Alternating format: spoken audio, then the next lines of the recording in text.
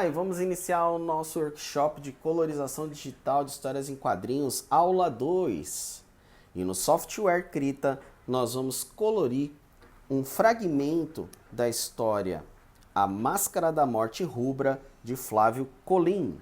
Essa história foi publicada no álbum da editora Script Aventuras Macabras, de Edgar Allan Poe.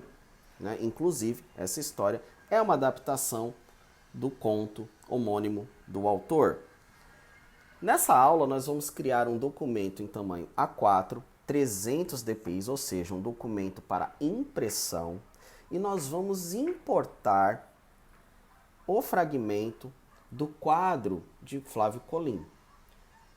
Nós vamos optar por fazer apenas um fragmento devido ao tempo do vídeo, Mas essa técnica, ela é aplicada, pode ser aplicada para toda a página de quadrinho ou para toda a história do quadrinho. Colocando essa página, qual é o grande desafio de um colorista? É pensar na harmonização das cores. Então, nós vamos fazer um exercício aqui, principalmente para o colorista iniciante, que é trazer para essa aula um colorista profissional, que é o Dave Stewart, que é o colorista de Hellboy.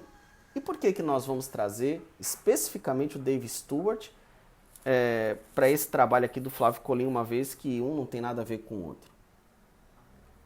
A colorização digital para histórias em quadrinhos, ela possui determinadas direções de arte. Então, se vocês pegarem, por exemplo, o trabalho do Mike Mignola e comparar com o trabalho do Flávio Colin, ambos possuem um estilo bem sólido, massas de sombra. Ambos têm um estilo calcado que na verdade dialoga entre o cartoon e o realista, E ambos trabalham com a temática do terror. Então o Dave Stewart, ele é um colorista que ele vai fazer uma colorização adequada a esse estilo, que é o quê? As cores chapadas, uma paleta de cores análogas, ou seja, cores próximas do círculo cromático uma das outras, mas sempre com um elemento, pelo menos, de destaque, um elemento para causar um insólito, para causar alguma coisa para a gente entender que tem algo estranho. Como vocês podem ver, nas duas ilustrações do Hellboy, nós fizemos, na verdade, que há o esquema de colorização do cenário, mas você pode ver que tem o Hellboy em vermelho, ou seja, destacando. Ele é o elemento estranho, Então a gente vai tentar pegar essa paleta utilizando o quê? Conta-gotas, o tempo todo, e fazer a paleta com esses quadrados. Obviamente, nós vamos criar uma camada nova e fazer esse estudo de direção de cores. Quando você está começando numa profissão, quando você está começando a fazer colorização, é igual a desenho. Muitas vezes a gente vai copiar um artista que nós gostamos, que temos afinidade, para entender o traço, entender o estilo. A mesma coisa acontece na colorização. Com o tempo, você vai ser capaz de fazer as suas próprias paletas pessoais de cores e fazer as devidas harmonizações. Porém, para esse exercício, como é um exercício de aprendizado, a minha sugestão é que, ao invés de você sair colorindo, a cor que você bem entender, procure pegar um trabalho de colorização bem sucedido e pensar como você utiliza esse esquema de colorização no seu trabalho. Veja que nós fizemos uma paleta de algumas cores e de algumas tonalidades. Obviamente, por ser conta-gotas e por ter uma imagem de baixa resolução, as cores elas não vão estar fidedignas, mas você compensa isso utilizando saturação, colocando cores que você gosta e que dialoguem com essa paleta. Mas veja como a paleta ela tem uma característica de cores não, pouco saturadas, né? E ela tem um pouco do sombrio, né? Se vocês pararem para olhar essas cores, né? Elas não são chamativas, né? Não são cores alegres, né? Não tem uma temperatura que você possa dizer que essas cores elas vão ser para uma ilustração infantil, né? Tem um quê de mistério nessas cores, né? Outra coisa que é importante isso ajuda você a fugir um pouco das cores que você gosta. Às vezes nós ficamos limitados em relação às nossas paletas, né? Aos nossos gostos pessoais. E esse tipo de aprendizado vai ajudar você a harmonizar cores que às vezes, né, não são as suas cores preferidas, mas que funciona para o projeto que você está ali colorindo. Posto isso, qual vai ser o nosso próximo passo? A gente precisa criar uma camada acima do desenho, tá? No modo multiplicação. Por que tem que ser no modo multiplicação? Porque essa camada ela vai servir como uma transparência para que o desenho apareça, tá? Aqui eu vou usar e abusar da seleção poligonal, porque eu estou colorindo com mouse. Tá? Esse, inclusive, é um exercício que eu quero fugir, né, da mesa digitalizadora para mostrar para vocês um tipo de colorização que é possível qualquer pessoa com um computador e mouse realizar.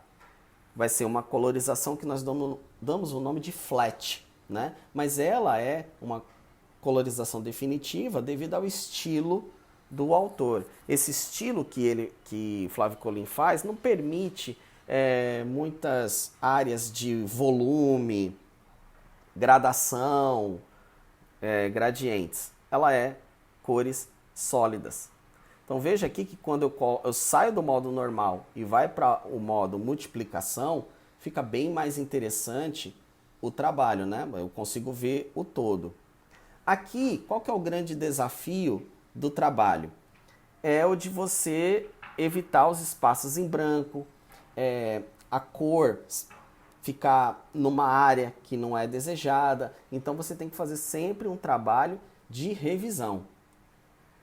Eu começo a colorização sempre pelo fundo. Por quê?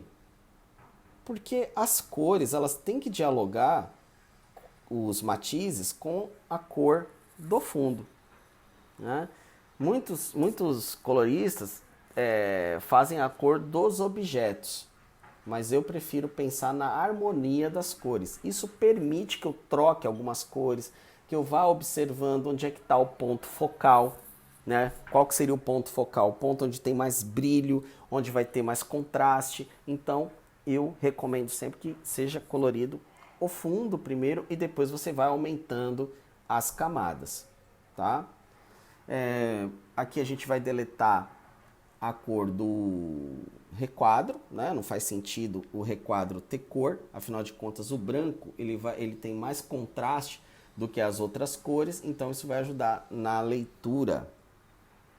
Agora, pessoal, que a gente pintou o fundo, a gente pode escolher, digamos assim, quais personagens ou quais elementos a gente faz a colorização. Aqui é um pouco livre, né, nesse processo, tá? Então, aqui eu já vou começar com aquilo que eu chamo de insólito, né? Qual que é o tema estranho aqui na composição, né? É a mão, né? Essa mão, ela tá bastante esquisita, né? Ela parece ser uma mão morta, né? Uma mão de um morto-vivo, alguma coisa do gênero. Então, é aqui que eu quero trabalhar, porque essa cor, ela tem que ser uma cor que destoa de toda a composição, né? Quando ela destoa, aí a gente entende que tem alguma coisa errada, tá? Então, eu vou fazer a seleção. Uma coisa que é importante na seleção poligonal, você pode agregar a seleção ou você pode retirar a seleção. Nesse caso, para agregar a seleção, você vai apertar o Shift para agregar e para tirar, você vai apertar o Alt, tá? Isso é muito importante você ter essa noção, porque muitas vezes você vai selecionar uma parte que não é desejada. E aí, ao invés de você simplesmente sair da seleção e fazer uma nova, você vai tirar ou agregar. Então veja aqui que a gente já usa uma cor insólita, e essa cor insólita, né, essa cor fantástica, digamos assim, é uma cor que geralmente não está no nosso espectro normal, né? Não é normal a gente ver uma mão vermelha, por exemplo, né?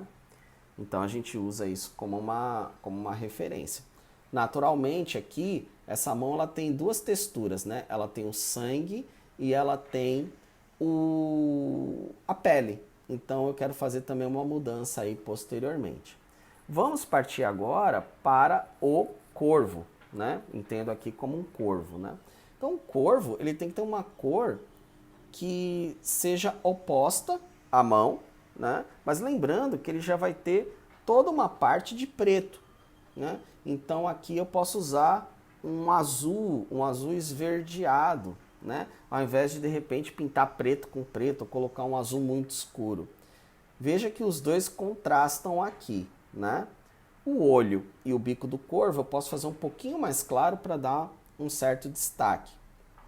Agora, muito importante, veja como por enquanto os contrastes eles estão funcionando bem. Eu tenho no fundo uma cor clara, eu tenho a mão vermelha, que é complementar àquele amarelo, e temos um tom quase neutro, né, que é esse azul escuro, né? Ele é complementar ao vermelho e o amarelo, mas como ele tem muito tom de preto, ele está quase como um tom neutro aqui, tá? Agora, olha só as pegadinhas. Nós temos uma espécie de cortina, um tronco de madeira, não sei exatamente qual é essa forma que o Colin desenhou, à frente da mão.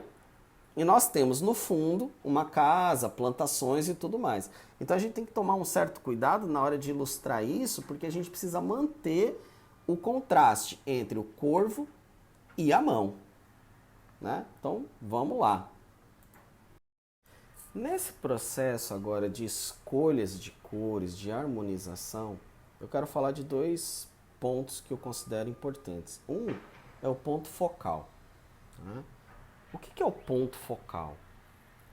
É aquele ponto no qual o leitor vai ter uma área de brilho um pouco mais forte, mais acentuado, e que vai fazer com que ele bata o olho e daquele ponto ele vai expandir o seu campo de visão. No meu modo de entender, esse campo de visão que vai ser expandido é a casa que está ao fundo. Porque se vocês pararem para pensar, eu preciso que o espectador ele preste atenção no corvo e na mão. O tronco, eu estou entendendo como um tronco, né? Pode ser uma cortina também, mas eu entendo como um tronco. Eu vou deixar na cor marrom porque ele é um tom terciário e ele é mais frio do que a mão, tá? Então eu tenho um tom neutro, que é o corvo, eu tenho um tom mais pesado, que é a mão, né? Um tom quente, e eu tenho um tronco ali, que é uma área neutra também. Vou aproveitar e fazer uma divisão ali, como se fosse uma outra árvore, alguma coisa do gênero, um outro tronco que está deitado, e o corvo está ali em pé, né? Então veja que aí pode ser um tronco, pode ser uma janela, também uma parede de janela e essa textura ser uma cortina, né? E aí você pode me perguntar, mas Alberto, por que você está com tantas dúvidas, né? Porque, convenhamos, eu não tenho diálogo com o desenhista, né? O desenhista, ele faleceu em 2002, então eu não posso perguntar para ele, não tem como perguntar, né? Então a gente vai tendo alguns insights aqui, né? Os desenhos eles podem ter diferença de interpretação, né? Dependendo do estilo, né? Então aqui essa solução, né, de deixar em tons terciários, né, marrom, vai funcionar tanto se for uma cortina, se for um tronco, se for um grupo de madeira, porque na verdade o que o desenhista tentou fazer aqui é uma espécie de moldura, né? Para focar, para deixar mais centralizada a questão do corvo e a mão. Agora vamos trabalhar esse campo, né? Tomar cuidado. Aqui no artista iniciante é que é muito perigoso essa parte, né? Porque o que ocorre? Muitas vezes o desenhista ele quer colorir o mato de verde, né? E não é que não deva colorir de verde, né? Mas tem que ser um verde, por exemplo, que dialogue com a composição. Às vezes ele quer fazer um verde espalhafatoso, né? Ou ainda quer fazer cores muito saturadas de fundo. E aí a cor também dialoga com essa estrutura, né? Quanto menos saturado, mais longe vai ficar a figura, né? Quanto mais saturado, dá uma impressão de grito, né? Vai estar mais próximo. Então, você tem que tomar cuidado na hora de você fazer a colorização. Veja que este verde que eu coloquei aqui, ele é mais desaturado, né? E isso, volto a dizer, se deve à importância de escolher um colorista profissional como Dave Stewart. Talvez eu não usasse esse verde, né? Nas minhas composições, na minha experiência, né? Mas quando a gente tem um colorista profissional e uma respectiva paleta de mesmo estilo de trabalho, isso ajuda demais a gente escolher e trabalhar. Há uma margem de segurança, né? Aqui, novamente, vamos prestar atenção nos detalhes. Então, tinha uma mãozinha, né, ali fora, pinta, seleciona, olha, dá zoom, sempre vai voltando, sempre vai trabalhando o desenho nos seus mínimos detalhes. Pode parecer bobagem, mas esses elementos é o que separa um profissional de um amador. Não conte com a possibilidade do leitor não ver as falhas, né? Isso não é nada profissional, né? Então procure fazer o seu trabalho colocando as cores corretas nos espaços, tá?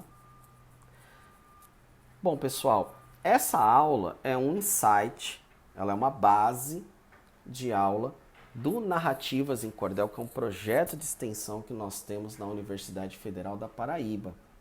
E você deve se perguntar, poxa, então, se é Narrativas em Cordel, por que você não ensina o cordel, né? Bom, nós utilizamos a linguagem dos quadrinhos para adaptar cordéis. Então, nós fazemos cordéis em quadrinhos, coloridos, com desenho, com toda uma direção de arte. Então aqui, isso ajuda o aluno que vai fazer a história em quadrinhos, né, baseado em cordel, a fazer o seu trabalho colorido, se ele assim o quiser. Além disso, a gente consegue instrumentalizar, né, o aluno num software. Também é um insight das minhas aulas no curso de Comunicação em Mídias Digitais. Essa aula aqui é uma aula presente tanto na disciplina de fanzines e HQtrônicas quanto na disciplina de Imagem Digital 2. Se você gostou do conteúdo, eu peço que você curta e compartilhe, tá? Essa aula só é possível graças ao apoio da Universidade Federal da Paraíba, da assessoria de extensão do CCHLA, tá? E lembrando, parceria com a editora Script para realizar esse trabalho aqui, que foi gentil, né, em poder propiciar que a gente possa colorir os trabalhos do Aventuras Macabras de Edgar Allan Poe, ok? Pessoal, com as cores mais ou menos definidas, né, vocês podem ver que cada elemento está devidamente separado, né? Agora vamos fazer o ponto focal, que eu acho que é fundamental para esse trabalho, que é a casa. Então essa casa ela não pode ficar muito escura. Se ela ficar numa cor escura demais, o corvo ele vai desaparecer, vai ficar uma maçaroca ali, né? Então olha a diferença, né, quando você já usa uma cor mais clara, tá? Então os elementos eles passam, né, a aparecer. Olha como o corvo ficou mais destacado. Agora, obviamente, essa cor não pode, eu não vou fazer uma casa nessa cor, né? Então eu vou deixar o feno, da casa, o teto, né? E vou deixar os elementos um pouco mais escuros, né? Então eu não vou conseguir um destaque tão grande na casa como eu gostaria, né? Como está aqui, mas eu vou conseguir um destaque. Isso vai separar o corvo e a mão. Isso vai ser fundamental para a composição da cena. Lembrando que eu estou fazendo tudo com seleção poligonal, né? Esse trabalho poderia ser feito com tablet, né? Mas eu optei por usar a seleção poligonal por ser uma pintura que a gente dá o nome de pintura flat. Então não é uma pintura que precisa ter uma pincelada, né? Não há essa necessidade, né? Então aqui eu vou usando a seleção poligonal e vou usando o baldinho de tinta, tá? E é claro, com conta-gotas, trabalhando ali naquela paleta de cores, uma paleta limitada, né? Importante, um bom insight agora que eu coloquei, né? Que é a questão da paleta limitada. Muitas vezes a infinidade de cores atrapalha o artista, né? O colorista, né? É importante que a gente tenha paletas muito bem definidas no nosso espectro de cor. Vou dar um exemplo para vocês. No impressionismo, o Claude Monet, ele tinha uma paleta de poucas cores, né? Se você pegar o barroco, né, as pinturas flamengas de Rembrandt, uma paleta limitada. Isso ajuda o artista a ter um raciocínio melhor em relação a brilho, a contraste, a harmonia de cor, a ter um estilo, né? Às vezes você quer pintar tudo de várias cores, acaba virando um desenho infantilizado. Bom, pessoal, aqui fazendo a seleção, ó, a gente já vem com o baldinho. Repara que tem alguns pontos ali, né, em amarelo, que precisam ser corrigidos depois, tá? Sempre façam essa espécie de checklist. Como é que corrige? Vem com conta-gota, clica na cor e aí você faz aí, ó, o ajuste, tá? Isso é muito importante, ok? Lembrando, né, que você faz toda a camada no modo multiplicação, tá? Professor, eu posso fazer várias cores em várias camadas? Pode, claro que pode. Nesse caso, o que você vai fazer? Você vai colocar a imagem do desenho em modo multiply acima de todas as outras camadas. E a camada cor, as cores, né, você vai deixar no modo normal, ok? Como eu trabalho apenas com uma camada, eu acredito que essa seja a maneira mais fácil de se fazer, né? O desenho, põe uma camada em cima e deixa no modo multiply, como se fosse uma pintura manual, né? Tem um papel, desenho, você vai lá e colore por cima.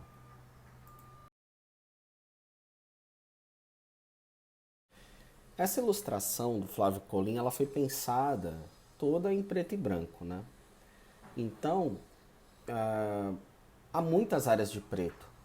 Normalmente, uma ilustração, quando ela é todo o projeto pensado com cores, o desenhista ele tem uma tendência a tirar mais as sombras, deixar o traço para que a ilustração ela abra mais para a colorização, tá?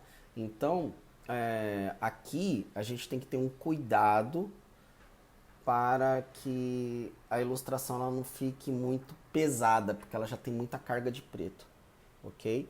Então, por isso que a gente não utiliza gradação de cores, volumetria, porque isso já tem de sobra nessas áreas grandes, né, de preto, de branco, né, de rachuras. Então, a gente evita esses elementos.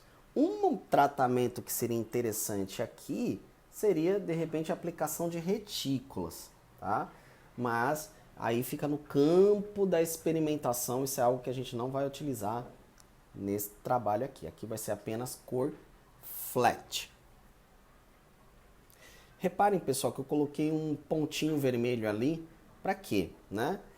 Para chamar a atenção do leitor. Então eu quero que ele preste atenção nesse ponto focal, né? Então eu jogo um pontinho ali, né, para ele demorar um pouco mais naquela casa. Ele vai ver, né, o leitor, a ideia, ele vai ver a casa de maneira inconsciente. né? Mas isso prende a atenção no centro. E quando ele vai prestar atenção no centro da imagem, ele vai ver o corvo, logo em seguida ele vai ver a mão, né? Que é isso que nós queremos, né? Um cenário de casa, tal, não sei o que, tem um corvo bonitinho, não sei o que, e quando ele bate o olho ali tem uma mão bem esquisita. Esse corpo que está aqui ao fundo, eu confesso para vocês que se eu fosse o desenhista eu não teria feito, porque ele na verdade ele atrapalha, né, na composição, né, na leitura de maneira geral. Porque o objeto, se ele fosse um objeto insólito, se não existisse essa mão, aí faria sentido esse personagem, sabe? Mas como já tem uma mão bem esquisita, não há o porquê de ter um corpo naquele campo, né? Tudo bem que o Colin faz fora, né, dos domínios do quadro, mas a sensação que eu tenho é de um excesso. De qualquer maneira, como o objeto está ali, né, como o personagem está ali, a gente tem que colorir. E agora, colorir sem dar um destaque muito grande para ele, né?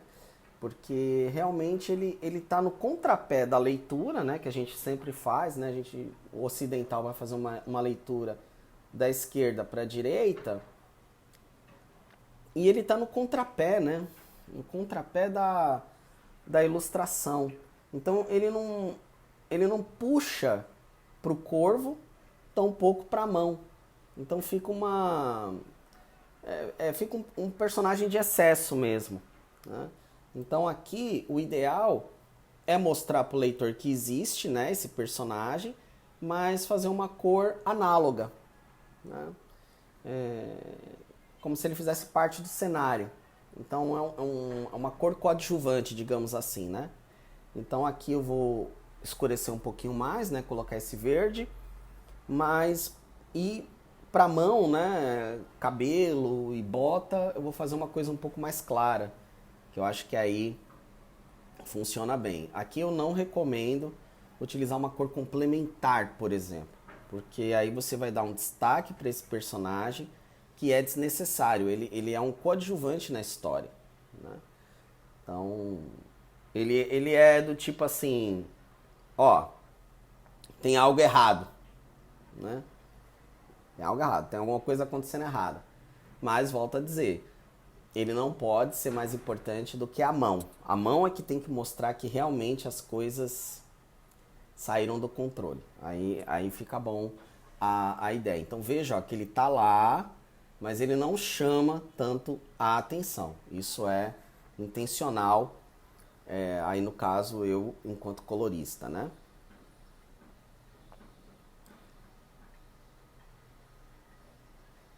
Aqui nós vamos fazer pequenas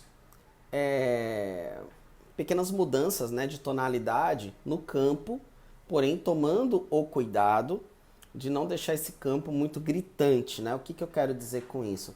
O campo ele tem que falar menos do que o corvo e a mão. Então aqui nós podemos fazer o campo com alguns matizes, né, com algumas tonalidades análogas. E não, por exemplo, aqui eu não recomendo você fazer um IP amarelo, por exemplo, né? Você fazer um campo azul, por exemplo, né? Eu acho que fica muito forte e você chama a atenção para algo que na verdade é uma cenografia, né? Você tem sempre que pensar em relação à cor que o cenário ele é coadjuvante ao tema, né? Então o tema principal aí é o corvo e a mão, né? Então aqui eu vou trabalhar alguns matizes fazendo essas seleções. E aí uma coisa que é muito importante é essa ideia, né, de você trabalhar a cor sólida, né, a cor chapada, porque você consegue fazer uma seleção e trocar rapidamente a cor. Quando você faz as cores com gradientes, né, com camadas e tudo mais, a mudança é muito mais complicadinha, né? E também tira um pouco a ideia de que cor flat é uma cor substituível, né? Do tipo, o colorista flat ele só faz as massas de cor para depois o colorista trabalhar com massas, né? Com degradês e tudo mais. Não. Existe um mercado de cor flat, mas que o colorista trabalha harmonização e tudo mais. Basta ver os quadrinhos italianos do Tex, que toda a colorização é com cor básica, com cor chapada, sem elementos de sombra, nada disso. Quem faz a sombra é o desenhista e tudo mais. Mas há uma harmonização ali de cores para que o Tex não fique caricato ou algo do gênero, né? Então fica uma cor bem interessante quando há esse tipo de trabalho. Eu particularmente, nos meus trabalhos, eu gosto de cores sólidas apenas. Bom, pessoal, veja aqui que eu coloquei um verde, né, um pouquinho mais claro, mas ele não interfere na cenografia, né? Isso que é muito importante também, tá? A gente já está chegando praticamente no final da ilustração, né? Eu ainda não estou satisfeito 100% com a mão. Eu acho que a mão ali toda vermelha seria interessante fazer alguma coisa, né? Porque ela tem duas texturas ali, né? E veja, não tem na paleta de cor uma possibilidade de fazer essa mão diferente, né? Então, aqui vem a experiência do ilustrador. Então aqui eu vou fazer uma outra cor que destoa da paleta, mas eu quero fazer uma cor que ressalte que tem algo errado, né? Se eu fizer uma mão com um tom de pele comum,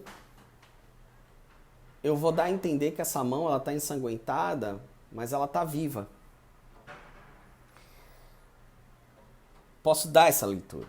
Agora, se eu faço uma mão que ela tem uma cor bem diferente, bem destoante, você vai saber que isso daí tem alguma coisa de insólito, né? Então, nesse caso aqui, uma cor que não surgiu no espectro aqui da paleta foi o roxo.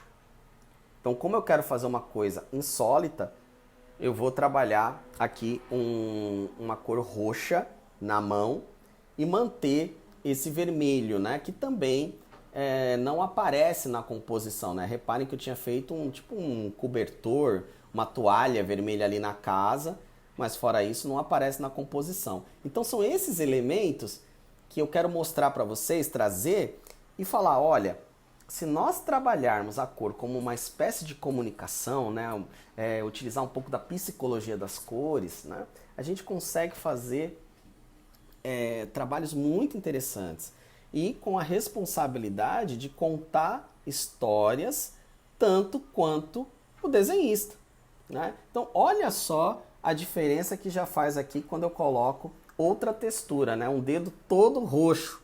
Então a gente já sabe que tem algo bem errado aí com esse cidadão aí, né? Já sabe que essa mão aí tá bem esquisita. Isso que é legal de se trabalhar, tá? Então quando você pensar, em primeiro lugar, quando você pensar enquanto colorista, não pense enquanto uma ferramenta de preenchimento apenas. Pense que você é um artista trabalhando em parceria com outro artista. Isso é muito importante. Outra coisa também é de você saber valorizar isso.